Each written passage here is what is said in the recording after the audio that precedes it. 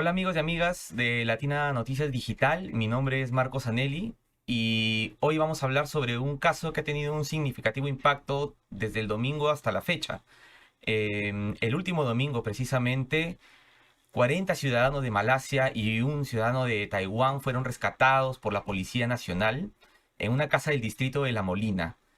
Estaban retenidos, también, según indica la Policía Nacional, por ocho sujetos que pertenecerían a una red criminal internacional llamada El Dragón Rojo. Estas 41 personas habrían sido presuntamente traídas hasta nuestro país para ser explotadas laboralmente. ¿De qué manera? Según la versión de la policía, ellos operaban en un call center para realizar llamadas de extorsiones a sus países de origen. Hoy tenemos un testigo, hoy tenemos a alguien que estuvo presente en el lugar de los hechos, en el momento en que la policía pudo llegar y rescatar a estos ciudadanos. La policía fue avisada por dos personas que lograron también escapar de la casa y que lograron dar noticia. Estamos conectados con la psicóloga Karina Dianderas. Ella es coordinadora del Centro de Orientación y Atención CHS Alternativo, una ONG que estuvo acompañando a las víctimas en todo este proceso. Y con ella vamos a conversar sobre lo que pudo observar en toda esta situación irregular, extraña, en la que, como habíamos dicho, 41 personas, 40 de Malasia, uno de Taiwán, habrían sido explotadas laboralmente. Bienvenida a Latina Noticias Digital, Karina. Muy buenos días, mucho gusto de poder conversar con ustedes. Karina, Mira, CHS Alternativo es una ONG que trabaja en la lucha contra la trata de personas y nosotros respondemos ya sea a la solicitud de las víctimas para intervenir o también cuando los casos nos son referidos. En este caso en particular, nosotros recibimos la comunicación de la UDAVID Lima Este, que son quienes intervinieron en este caso.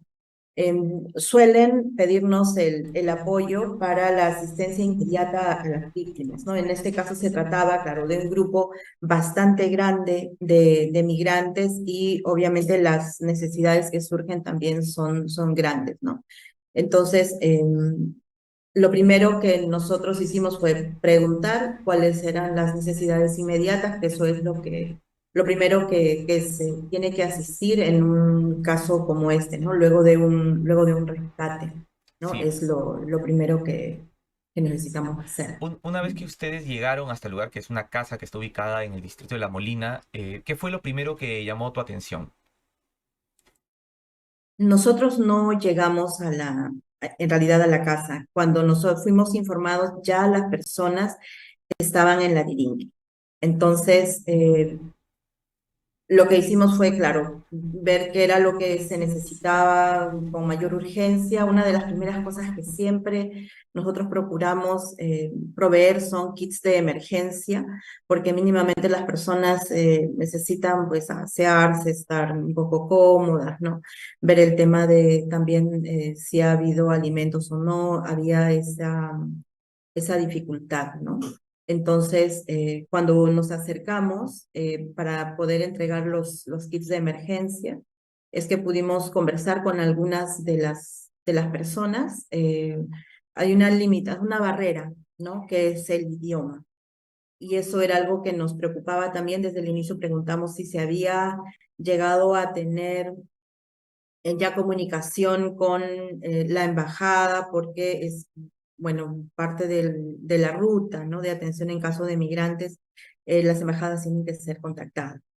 Entonces, nos dijeron que sí, nos preocupaba muchísimo el tema de la traducción, porque es importante que las personas puedan entablar la comunicación en su propio idioma, ¿no? Nos indicaron de que la cónsul misma se iba a acercar, que ya habían hablado, y es más, cuando fuimos, ella estaba en el lugar, ¿no? Ya estaban conversando con dos personas de manera particular, ¿no? Pero estaba todo el grupo ahí, esperando a ser trasladados a un lugar donde pudieran descansar. Habían estado ya todo el día ahí, ¿no? Se les notaba visiblemente cansados. Sobre eso quería hacerte una pregunta. ¿En qué condiciones encontraron ustedes a las víctimas? ¿Cómo estaban?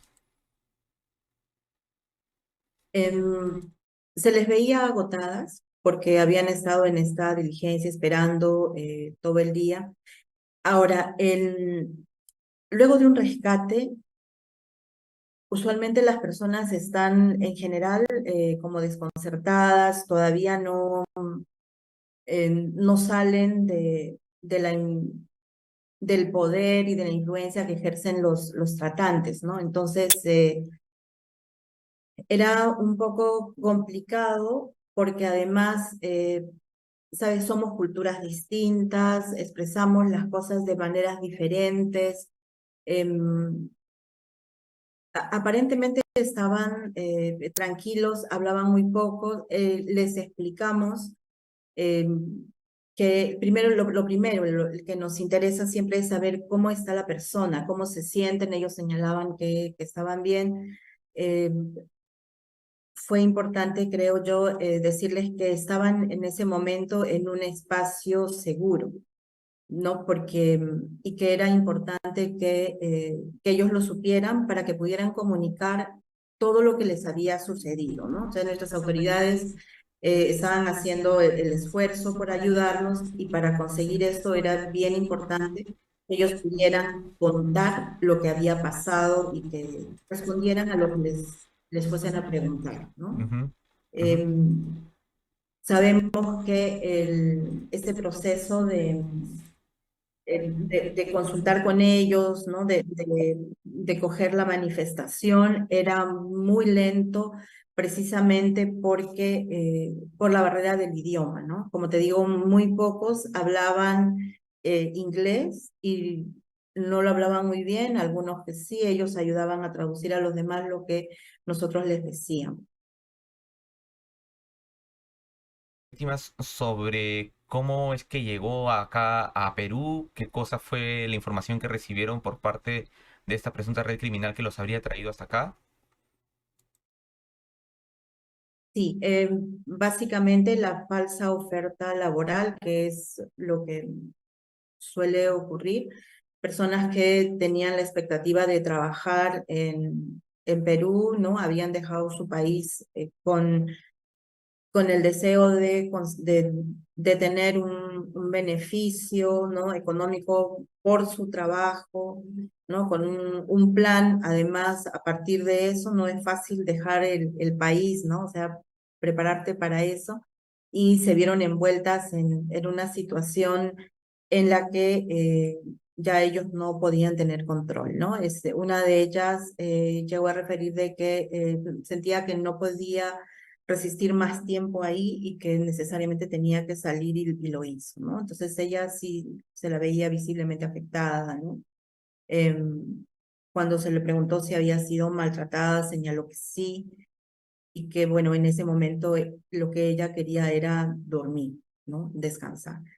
Claro, El- y esto es algo bien importante, porque cuando una persona ha sido rescatada, o sea, lo que hay que atender primero son las necesidades básicas, o sea, que pueda tomar alimentos, que pueda descansar, que se pueda asear, ¿no?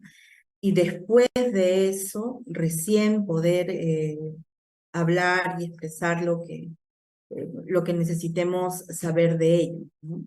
Porque es un momento muy delicado, ¿no? Nosotros siempre hablamos de un periodo de reflexión que las víctimas necesitan para poder liberarse un poco de todo la presión y la fuerza, ¿no? Que tiene, la influencia que tienen los tratantes sobre ellos para que puedan ir sacando la información, ¿no? O sea, si son personas que han estado retenidas, forzadas, donde ha habido amenaza, eh, aparente violencia, ¿no? Porque cuando yo le pregunté a ella, ¿no? Pues en inglés, ¿no? Si había sido maltratada, respondió que sí, y ahí es cuando ya la vi que se quebró un poco, ¿no? Entonces, eso genera en las personas miedo, ¿no? Y dificultad también para poder expresar lo que ha sucedido. Entonces, era importante decirles que ese era un espacio seguro, ¿no? A pesar de las limitaciones de espacio, porque eran un montón de personas. Entonces, era como, o sea, se puede entender que no todos están del todo cómodos en un espacio, porque eran muchísimos, ¿no? Que a pesar de esas limitaciones que se tenían, era un espacio donde ellos podían sentirse seguros y que estaban protegidos, que ahí nadie los podía lastimar, ¿no? Y que por eso era importante que se sintieran en la seguridad de poder contar y comentar lo que les había sucedido, ¿no? Es lo que más nos interesaba. Y lo mismo cuando hablamos con la cónsul, que también tenía una traductora, eh, pero bueno, yo logré comunicarme con ella igual en inglés. Le pudimos alcanzar una guía de sobrevivientes que nosotros tenemos donde eh, se explica cuáles son los derechos que tiene una víctima y que señala cuál es la ruta, qué es lo que va a suceder, porque era bien importante explicarles a ellos lo que iba a pasar, ¿no? Eh, no hemos podido contactarnos nuevamente con la cónsul, que quedamos en que íbamos a volver a comunicarnos precisamente para eso, pero entendemos por lo que nos han comentado es que ella ha estado muy ocupada justamente en, en hacer la traducción en estos días con estas personas, ¿no? Entendido que como parte de CHS Alternativo no estuviste sola, sino que también hubo un abogado. ¿El abogado fue en calidad Sí, como para poder nosotros. brindar asesoría o cuál es el proceso? Claro, lo que pasa es que nosotros, desde el Centro de Atención Legal y Orientación Psicosocial, el CAL, que es el área desde la que atendemos a las víctimas y a los familiares en CHS Alternativo, nosotros trabajamos siempre en una dupla de psicólogo y abogado, ¿no? O sea, siempre vamos de la mano y establecemos turnos de atención también entre un psicólogo y un abogado. Tenemos líneas telefónicas, una línea para la atención psicosocial y otra para la atención legal que funciona las 24 horas del día, los 7 días de la semana. Entonces, ahí es donde recibimos las solicitudes de atención o alguien llama a pedir información. Entonces, sí, nosotros nos acercamos para poder brindar primero la primera contención que les esperábamos dar, pero digamos, dadas las circunstancias, fue un poco difícil y si es que hay necesidad de brindar asesoría legal, también el abogado estaba ahí en la disposición de hacerlo. En el momento no se brindó la asesoría legal a ninguno de ellos, pero sí se les señaló que tenían derechos y que necesitaban primero ellos contar lo que había sucedido, ¿no? O sea, la importancia también de que estaba su embajada, que podía también ayudar en velar por sus derechos y sí eh, se les dejó nuestros teléfonos de contacto del CAL para que si tuviesen alguna duda nosotros podíamos acercarnos a brindarles la información que necesitaran, ¿no? Pero como te digo, las personas estaban en ese momento deseando descansar y comer, ¿no? Habían estado todo el día eh, en esta diligencia, ¿no? O sea, eso es algo que es bien importante resaltar, ¿no? O sea, lo primero que necesitamos es que la persona encuentre tranquilidad, se sienta tranquila y segura y luego podamos hablar de la experiencia dura que ha podido vivir, ¿no? Así es. Justo sobre eso quería hacerle una consulta, porque entiendo que CHS Alternativo suele trabajar este tipo de situaciones, ¿no? Como las que hemos visto el domingo. Y no sé si hay algún perfil psicológico de una víctima que a través de la trata de personas está siendo explotada laboralmente. Bien, en realidad cualquier persona puede ser una víctima de trata. ¿no? Pero sí podemos encontrar que algunas personas que tienen determinadas condiciones de vulnerabilidad pueden caer en una, digamos, estar en mayor riesgo de caer en una situación de trata de personas, ¿no? Cuando hay pues una dificultad económica. En el caso de personas jóvenes también es este deseo de salir adelante, de estudiar, de conocer, de tener otro tipo de experiencias también que los motiva a, a poder buscar escuchar estas ofertas y donde no se mide tampoco el riesgo, ¿no? Porque además de eso, los tratantes son muy hábiles, ¿no? Estas personas usan medios y recursos tan convincentes que de pronto hasta la persona astuta puede caer en una situación de trata, ¿no? De explotación, de escuchar una invitación que no es precisamente la más adecuada y no logra identificar que estaría siendo engañada, ¿no? Pero es muchas veces personas que tienen aspiraciones y con las que precisamente que se usan, ¿no? Para poder engancharlas en situaciones como estas, ¿no? En, ahora, en el caso de personas menores de edad, también es muy frecuente, ¿no? Desde los casos que nosotros hemos atendido en todos estos años, justo antes de la entrevista estuve buscando en la base de datos, viviendo nuestras estadísticas, ¿no? De las personas que hemos atendido que han sido víctimas de explotación laboral, ¿no? El 68% de ellas han sido menores de edad. Entonces, y la mayor parte de ellas mujeres, ¿no? Y mujeres, o sea, niñas y adolescentes mujeres, ¿no?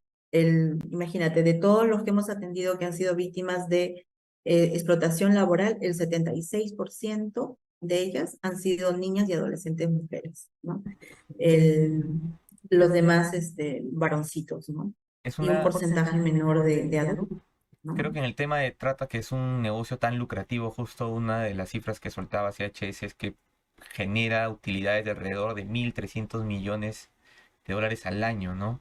Este, Mm. suele verse la parte de la explotación sexual, pero la parte de la explotación laboral está como un poco dejada de lado, o esa es la percepción que ustedes comparten.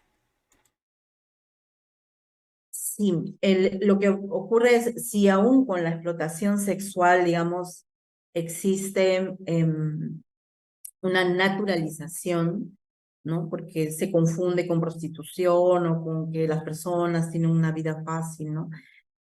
Con la explotación laboral mm, también, o sea, mucho más inclusive, porque las personas sienten que están accediendo a una oportunidad de trabajo, ¿no? Y fuera de esa oportunidad engañosa, abusiva, donde son muy mal pagados, forzados a trabajar largas jornadas laborales, sin derechos, algo reciben, ¿no? Y si no tienen eso, no tienen nada. Entonces, y usualmente son personas que viven en situación de pobreza y pobreza extrema, ¿no? Y de eso viven, ¿no? Y muchas veces niños, niñas y adolescentes, ¿no?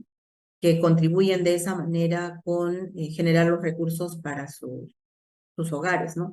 Y es más, o sea, no solamente la persona que no se siente víctima, sino personas, ciudadanos adultos que emplean a estas personas, pero bajo estas condiciones abusivas, muchas veces sintiendo de que están dando una oportunidad cuando están yendo en contra de los derechos de las personas y están cometiendo un delito, ¿no?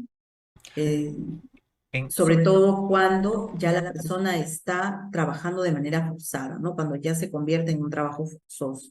Ujú.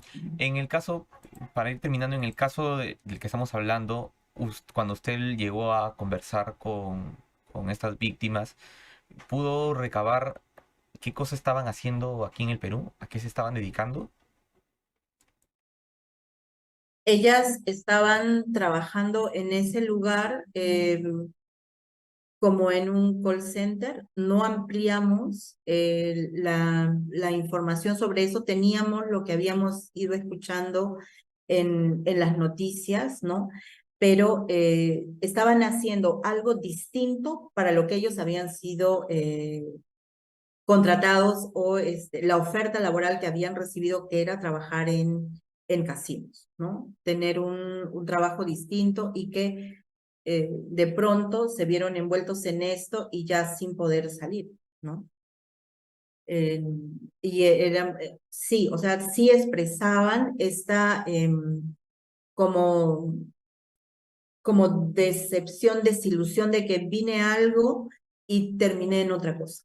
¿No? O sea, eso no era lo que yo había pensado, no era lo que me dijeron, ¿no? Hoy las víctimas se encuentran, hasta donde tenemos entendido por las versiones policiales, en albergues, ¿no? Están distribuidas en albergues y me imagino que lo que sigue es que, ¿cuál es, o usted dígame cuál es el proceso que sigue una vez que son liberadas, son rescatadas? Bueno, ellas tienen que pasar sus distintas diligencias judiciales y luego de eso, bueno, hay que escuchar qué es lo que ellas quieren, es importante escucharlas. Sí decían todas, bueno, las con las que pudimos hablar, que lo que quieren es regresar a su país, ¿no?